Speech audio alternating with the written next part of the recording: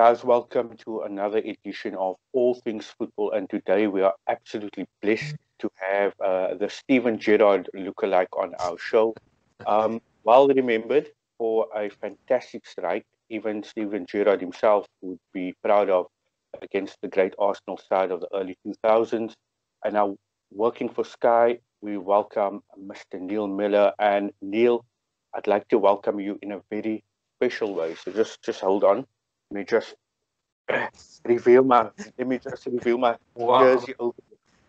So I have to welcome you. I didn't agree to this, lads. I did not agree to this. I said you can call me Gerrard, a fat Stephen. That's fine, but when I start seeing Man United, when things turn. Well, this is the only way I know to welcome you, Neil, and making sure that Manchester United has some sort of representation on this podcast. And also, just to remind you guys, we're still one ahead of Liverpool as far as league titles are concerned. Jokes aside, though, Neil, fantastic to have you on, and how are you doing? Yeah, I'm very well, thank you, lads. It's been a strange time, hasn't it? I don't know what it's like over there for you guys, but certainly here in England, it's been really difficult for a lot of people. Obviously, the whole world is coming to terms with the COVID virus, and it's been no different over here. Many loved ones we can't see, which is tough. But thankfully, one area we have been able to enjoy is the football, and that's been a real really good to enjoy that. Yeah, absolutely. For a couple of months, we had lockdown over here in South Africa, and you hit the nail on the head when you said it's tough when you don't get to see your family and so on. But we're fortunate enough that Project Restart happened. Fans across the world were able to watch football, and the league seems to be in full swing. Although, of course, we do wish that fans were at the stadium, especially Wasim at your stadium, St. James, where broadcast support all of the time. Yeah, definitely. It's been a good time that we've had football back. I think a lot of us were very skeptical about how it would be playing behind closed doors, but I think the league's been excellent. We've seen so many upsets, so many high-scoring games, free-flowing football. So it's been good now that we've been back. But obviously, it was a tough time. It still is a tough time. But hopefully, news of a vaccine possibly coming out soon and being released, I think there are hopefully good times ahead with regards to this virus. Neil, just to kick off, of course, speaking about that special strike against Arsenal when I, gave the intro, of course, you absolutely rocked Anfield that day with a bullet of a strike and made people sit up and take note of you. You announced yourself with a bang, but not many people really remember or can recall that you scored in a do-or-die encounter against Olympiacos. That's also where we witnessed a cannonball strike from Steven Gerrard. And who will ever forget the words of Andy Gray when he took over commentary and shouted, "Oh, you beauty!" I'll never forget that. What was it like, scoring that goal against Arsenal? And can you maybe tell us a bit about that special night against Olympiacos and your guys' Champions League run that year? Yeah, it's such a long time ago, isn't it now? But it's great that fans still remember. I mean, I would love to be on this chat with you guys now and saying, "Oh, I've won this with Liverpool. I've scored this many goals. I played 500 games." But I haven't. But I still have those moments, like you mentioned, against Arsenal. By the way, that's not Arsenal of today. Very average. Yeah. That's the invincible Arsenal team who were absolutely superb, weren't they, back then? But the Olympiacos one was really special. We're watching football now without fans, and it's just unthinkable to think that a night like Olympiacos, which was so special to me as a player, but to the fans as well, who were lucky enough to be inside Anfield, but also witness around the world. It was just unbelievable to be part of and hear the fans, the noise generated. And Steven Gerrard's strike is still the best strike I've ever seen witnessed. It was brilliant from Stevie G, and obviously we went on to win the Champions League that season, so it meant a great deal that night. Neil, I found out that you still have a Champions League medal. We shall not call it the actual winner's medal, but you've managed to get home with a medal of some sort at least. I have. I'm going to say this quietly, just in case there's any current AC Milan players from back then listening. So what happened was we obviously went onto the podium in Istanbul, having won the Champions League against AC Milan. They go first to get there. I used to call it a loser's medal, but I think that's a bit harsh. I think I'm going to call it a runners-up medal because they've worked hard to be there in the final. And for whatever reason, AC Milan decided to leave 3 or 4 medals behind. And Pellegrini, the ex-Southampton manager recently, he was at Liverpool. I think he was cup tied, played in the Champions League that season, and he grabbed hold of a couple of the medals, and he said, "Do you want one?" I was like, "Absolutely, give me that gold, give me that winner's medal over here." But it turned out it was actually the silver medal, which is the runners-up medal. So put it in my pocket. I've not had a phone call. I've not had a text message off Maldini yet, but I'm sure he'll want that. He won it 2 years later, so he's got a winner's medal to back that up. You know what I think? Like back in the day, especially around that time, I think they only gave medals to the 18 that played in the final and that was in the squad for the final, which I think is totally unfair because, I mean, like you say, you were heavily involved in the build-up to the final, and so yeah, you were part of that winning squad. So you definitely deserve something, and I'm glad that now they give a wider range of medals to coaching staff, to the technical committee, and as well as squad players. And I'm glad that they do that because a Champions League is not won by 18 players; it's won by a lot more than that. So yeah, I'm glad that they've actually changed that, but you've still got your souvenir to go with it. I've got the match day program as well, lads.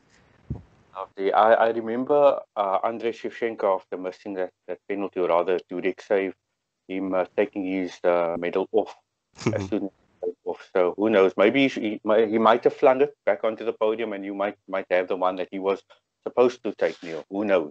Were you wanting AC Milan to win that night? Can you be honest? Can I be upset? Okay, so since you asked, honest, of course, as a United fan, I want Liverpool to lose. At 3-0, I was having a good laugh. But as a football fan, you had to admire Liverpool's resolve and their ability to come back. And as you mentioned earlier, the Arsenal team you scored against, it was the invincible side. It was that Vieira, Pires, Henry, they had stalwarts in their squad. That AC Milan side is one of the greatest club teams of all time. You played against massive players. I still watch Kaka turning Steven Gerrard in the middle of the park for that Crespo chip goal. But I forgot all about that. So at the end of the day, to answer your question, I did want Liverpool to lose, but as a football fan, you had to admire the resolve of the side. I can only imagine Jamie Carragher had aches and pains for a week on end after putting his body on the line in that game, and we'll ever forget Yurtsi Dudek's double save of Shevchenko, which kind of made you feel that it was written in the stars for Liverpool that season. Unbelievable double save, yeah. Neil, in 2006, you were also voted in 90th place for the players top 100 players that shook the cup. And having retired at a very young age of 29 due to injuries and so forth, how much satisfaction did something like that give you, considering that you perhaps couldn't reach your full potential based on all the injuries that you had to go through? So how much satisfaction did that give you? Yeah, it was interesting to hear. I mean, I'm fortunate to have played for Liverpool. I will argue with you all day that we're one of the biggest clubs in the world. Manchester United will, of course, claim that. Newcastle, very big club as well. But it was an honour to represent Liverpool, and there's so many great players that have played there down the years, won so many great things, and for the fans and for it to be announced that I was one of the players that had a memory, a moment to shake the cup and create that sort of enjoyment, which is what football was to me. It was a last-minute winning goal, brilliant, but it was that moment where I could share it with the cop. Yes, my family were there, which was amazing as well, but the cop, it was a real moment, which even now, to think back, was a really enjoyable moment. Absolutely, and if you think of some of the goals scored on that end, and just reminiscing on your Champions League run, who will ever forget that ghost goal by Luis Garcia as well? And people say that it was the Führer of the Kop that actually led the ball to cross the line. If it did cross the line, which I don't think it did, but we'll leave that. It did. We all saw inside after it was past the line. But what I would say about even that atmosphere of the night, the fans make such a difference, and people who have experienced that Anfield European night, it's people say, is it a myth? Well, as a player to represent Liverpool, it gives me confidence. Now that's the one quality as a player I would love to have, confidence, and the fans give you that. So for the opposition, like we've seen Barcelona recently getting beat 4-0, it takes away their confidence and gives them a little bit of fear. Even the best players in the world, Messi and the likes, it takes them off the game because of the atmosphere generated by the fans. Now, I'm going to come back to that Luis Garcia goal in terms of what's happened with the VAR and so on. Of course, you discussed your fair share of injuries in your career. Um, I always feel, Neil, that as fans in general, we don't fully understand what players go through when they get injured, especially injuries that sidelines them for months on end. How tough is that period for any player, and what sort of mental position does that put the player in? What did you do to overcome the mental aspect of an injury?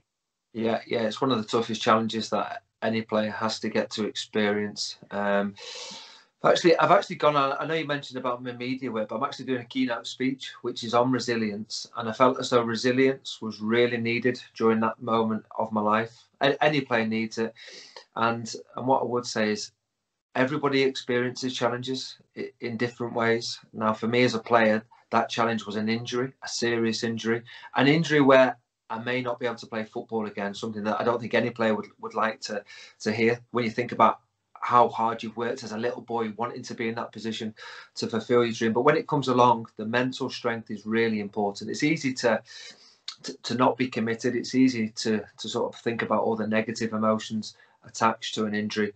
But that's where you have to be at your most resilient, where you have to be at your toughest to think, I have to get over this. And you can't think about what players playing instead of you. You can't think about what you can't do.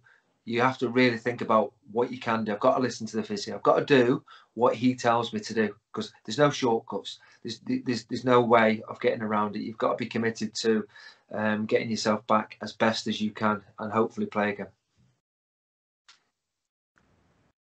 Neil, to take ourselves forward and talk about the current matters, we had some big games most recently, and most recently there was obviously Man City hosting Liverpool. It ended in a draw, but I saw a stat that said that Liverpool only conceded 7 shots against Man City, which is some sort of record for the last 10 years. So, given the injuries to Van Dijk and some other key players, was the draw the fair result, and what do you make of Liverpool's recent results given the injuries they've had? Yeah, I think Liverpool would have taken a point. Certainly, it's been a tough week. Beating West Ham, put a lot into that. It's probably the best performance I've seen from Liverpool in years against Atalanta in the Champions League. I thought it was absolutely brilliant. Blew them away 5-0. Everyone was saying how tough the game was going to be, but Liverpool was superb. And then away at City, you just never know. I mean, City are, to me, Liverpool's closest challengers for the title again this year. I think anyone that finishes above Liverpool or City will win the league, but I don't think anyone will at this stage. But like we're saying, we're seeing a lot of freak results, a lot of real big surprises. I thought it was a fair result. I felt as though City missing the penalty, I didn't think it was a penalty. I think there could be a law change again with that handball rule, which is causing a lot of confusion at the moment, a lot of frustration as well. Going over to VAR, no one knows what's going to be given, which isn't good at the moment. But City are a very good side, and for Liverpool to go there and avoid defeat, it was a good result. It really was. And like you say, Van Dijk's been out injured, Fabinho's out injured. Liverpool have looked like defensively 4 different partners for Gomez over the last 4 games, which has been not easy to develop an understanding, but he's done really well. Having Alisson back's been vital for Liverpool. Best goalkeeper in the world is brilliant. He's been absolutely superb for Liverpool, and that's been a big boost. And when you've got attacking players like Liverpool do, I think it gives the defenders confidence as well, knowing that they may take one of those opportunities.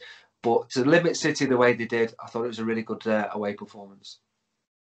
Just before we came on as well, there was news that just broke on Sky as well that Gomez got injured as well in England training. So, I mean, there's another centre back that who knows how long he's going to be out, or if it is something serious. So, maybe Jurgen Klopp's going to have to, play musical chairs with the back line again. And this follows on from Trent Alexander-Arnold injury as well. So I think Liverpool are showing champion resilience despite the injuries, they're still there among the top teams. And, unlike City and United, who are falling by the wayside, as far as the league is concerned, Liverpool are still in the thick of things at the moment. Let's wait and see on that Gomez one. I saw it, but I'm keeping my fingers crossed that when he's assessed, it's not as bad as perhaps it has been suggested. Fabinho will be back, we think, as well, after the international break, which is a boost for Liverpool. Yeah, I think the international break has come at a good time for a lot of clubs. But one interesting situation at Liverpool at the moment is the Firmino situation, where he's not scoring too many goals as a striker, and he's definitely contributed a lot towards Liverpool's success in recent years. But Diogo Jota has done exceptionally well since he's joined. What do you make of that? Would you play Jota in the three, or would you play him deeper as he did against City? What do you make of the Firmino situation? I think Firmino has been brilliant, and if you look at Jurgen Klopp since he arrived, he's the player who's played the most under Jurgen because he trusts him to go out there and do a job for the team. Different to a lot of centre forwards. Yes, he is an attacking player. He wears number 9, but Firmino's not judged on the goals he scores because of what he gives to the team. If Salah and Mane aren't scoring, then the focus comes more on Firmino. But because Salah and Mane have been superb, it's not really there for Firmino to be adding the goals because of his movement, his work rate. I think what I would say is between the three of them, they've played a lot of football over the last few years, and for me, that was why Jurgen decided to rest him against Atalanta. He gave him a breather and then played him against City. I think as a 4, they played really well first half, created a few good opportunities, and I think for certain games we will see that. I think the old front three will play. I think Jota will play in a 3 as well, like he did against Atalanta. There's so much flexibility. They can all play central. They can all play anywhere on the front. So I think because of what's happening at the moment with football, I think he will rotate as the games go on. So for me, no worries about Firmino. He's been brilliant for Liverpool and will continue to be a key part. Neil, of course, we touched on, and you mentioned VAR, you mentioned the handball rule. That's actually leading me on to my next question. Of course, we're only 8 games into the new league season, and there's already been so many talking points. It's been mired in a lot of controversy, especially regarding the offside rule, VAR, the handball rule. Jordan Henderson's winner against, well, what would have been a winner against Everton was ruled out due to Sadio Mane being offside. I think the second weekend we saw dubious handballs given. Eric Dyer comes to mind, the one of Victor Lindelof against Palace. Now, what I want to ask is, on the weekend, Patrick Bamford, he had his goal choked off for offside. What do you make of the new handball rule? And I know you touched on it slightly earlier.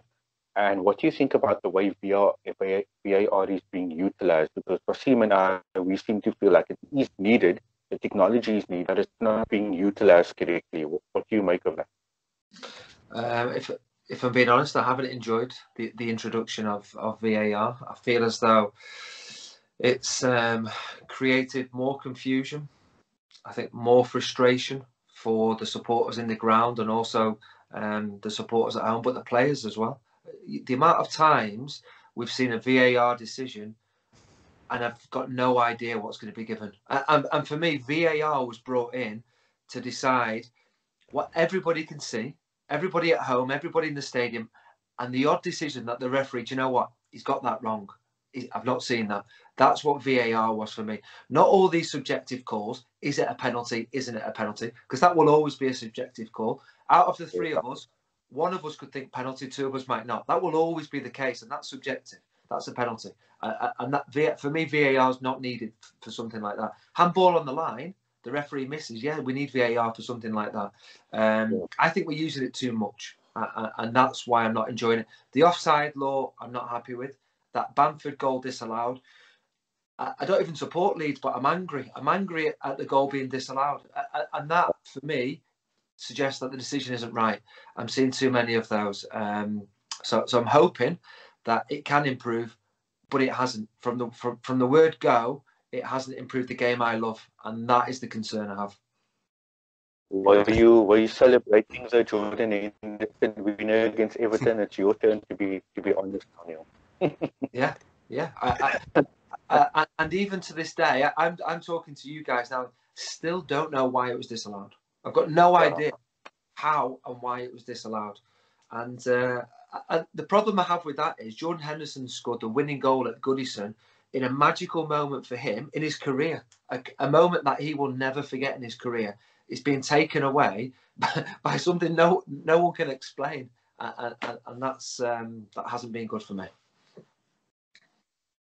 Just also, since another goal that came to mind this past weekend was the Thomas Soucek goal for West Ham against Fulham, where the ball was played over the top. I think Sebastian Haller was in an offside position, but because he didn't touch the ball, the linesman's flag stayed down, the referee played on, it fell to Tahir Ben Rahma, he laid it off, and of course, Soucek put it in the back of the net. And while we're on that game, real quick, Neil, I just need to get your thoughts on Ademola Lookman's failed Panenka. Obviously, that would have cost Fulham. That would have done his confidence no good whatsoever. What do you think of him having the sort of goal, the confidence to actually try that in the dying minutes of a game? Yeah, it was cough. I felt sorry for him he's tried something. He's took a big gamble, and unfortunately, he's paid a heavy price because he's cost his side a point there away at West Ham. He'll have to learn from it. Every player makes a mistake, but what I would say is Lookman could be the difference for a lot of points this season for Fulham. So it's how he's handled now, treated by Scott Parker. I've seen some of his comments, and I think that will help Lookman because he can win games for them this season, which could potentially keep Fulham up. He's made a mistake. It's a terrible penalty. It really is. And I don't think he'll be trusted to take penalties maybe from now on. But I think now is the time when you really need to support a player and say, listen, you've made a mistake there. Go out there and show me that you can win us games without making those sort of decisions. Also, just speaking about the mental aspect of the game, and today players have to deal with something that players of your generation did not have to deal with, and that's the aspect of social media, be it Instagram, Twitter, TikTok, whatever they are on at the moment. Should players be engaging with fans on it, and do you think disrupts the focus and the game? And how do you think players deal with certain backlash coming from fans and pundits, and they have a poor game or on a run of poor form? Because I saw Andy Townsend lambasting Ademola Lookman for his penalty attempt. How do you think players should be dealing with it? Do you know what? I don't think it's just players. I actually think it's society. I worry about my kids both in school at the moment having to deal with social media. Now, for me, when I went to school, I didn't have to worry about a phone. When I came back from school, I don't have to worry about that. Now, this is something that society today has to be educated how to handle the stresses, the pressure of social media. And it's the same for football players. I was coming to the end of my career when social media was becoming really, really big. Players are like fans. They'll look at what's been said about them. They'll read one bad message and that will go into their heads. And for me, I was given advice at the age of, how old would I have been? 19. Sammy Lee was the first team coach at Liverpool. And he said to me, do you think I like you? And I've said, why wouldn't you like me? I think you like me. But then he turned it and said, here's some advice. Stop trying to get everyone to like you. In this world, there'll be some people who like you and some people who don't like you. It doesn't matter what you do or how you behave. That's just the way it is in life. And that sunk into me. And I was like, okay, I can't get everybody to like me. There'll be people watching this who maybe don't like me. And I can't do anything about that. But it's focusing on that's the way it is in life. And unfortunately for football players with social media, I don't think there's enough of that thought process. They're thinking too much about, well, why are they saying that about me? They're saying I'm a bad player. They're saying about this. And you can't be a perfectionist out there on the football pitch every game. Mistakes happen. Even the great Lionel Messi will make mistakes. It's the way football is. So, social media doesn't help players, but it's how they react mentally, how they are tuned in, ready to react to that. Neil, one last question from my side in terms of the season.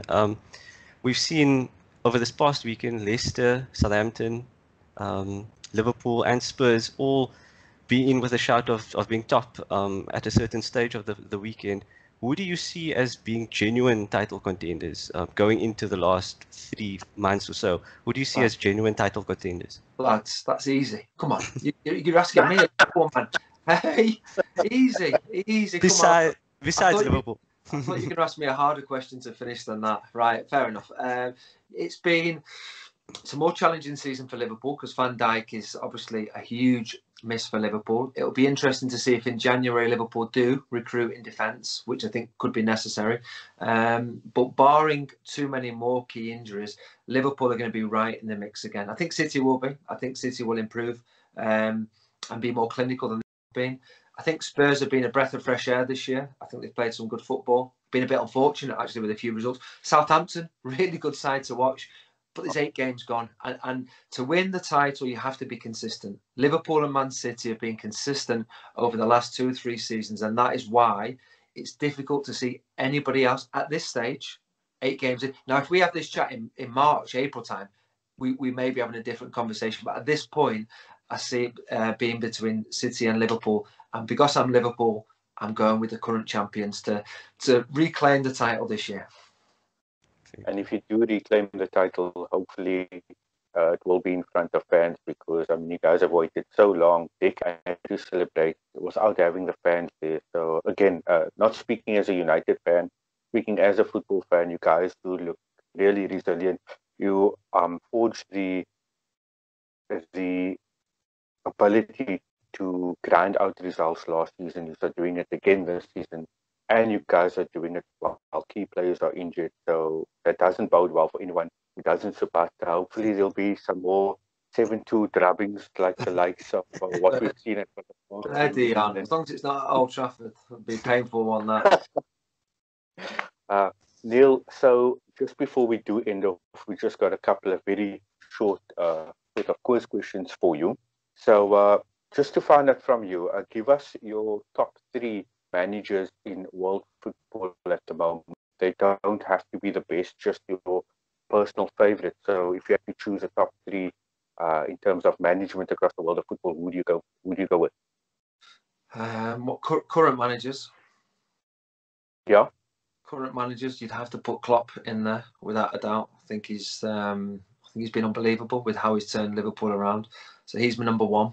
And then my second and third are going to be a little bit below Klopp. I'd have to say, I know he's managing Everton, but I think Ancelotti is one of the best managers in world football. I think he's proved that with as a player, he was an unbelievable player. And not many go from being a top player to a top manager, but he has done that. And, he's got a job on his hands there at Everton, but certainly a huge respect for what he has achieved in the game. And then you'd sort of have a toss-up between perhaps Jose Mourinho and Pep Guardiola, based on the success that both have had. They've been great managers. And it'd be interesting to see how much success Jose can have at Spurs. But he's been a winner. And for a manager, you don't have to be liked, you have to be a winner. And he certainly is that. But I like Pochettino when he was at Spurs as well. Whether he gets a job soon or not, I'm not sure. But I liked his style of play. So there you go. I've named a few for you there, and I put Klopp's number 1. No problem. I kind of expected that. So yeah, absolutely. Who's your greatest? Who, in your estimation, is the greatest Liverpool player of all time? Yeah, well, my era, because I never got to watch Sir Kenny, I have to say Steven Gerrard. I know Kenny's loved at the club. He was a player, manager, great ambassador for the area of Liverpool as well. But for me, Steven Gerrard. I think we all saw him, didn't we, in the big games, in the cup finals. I think he scored in every major cup final. He always turned up when the pressure was there, but it was even more pressure because he was a local boy, and it was Steven Gerrard, the Liverpool boy, the extra pressure, the best player, but he always delivered. And I got to train with him every day, and I got to see why he was the best player. It really was quite incredible to see the standards he had to get better, want to be the best all the time. Now he's managing and doing quite well at Rangers as well. Yes. I do wish him all the best in that new job as a manager. But Gerrard was got to be the best, certainly in the time I've watched Liverpool. Great players of the past, Kenny Dalglish, John Barnes, Rushy, people like that. But for me, it's got to be Stevie. And then in the time that you were a player, who would you say was the greatest rival club you played against, and the best player or best opponent you came up against? You're just searching for a Man United answer, aren't you? You're searching, you're pushing, you're desperate to get some kind of a United answer from me. I mean, Manchester United and Everton will always be Liverpool's great rivals. Doesn't matter where any of the three teams are in the league.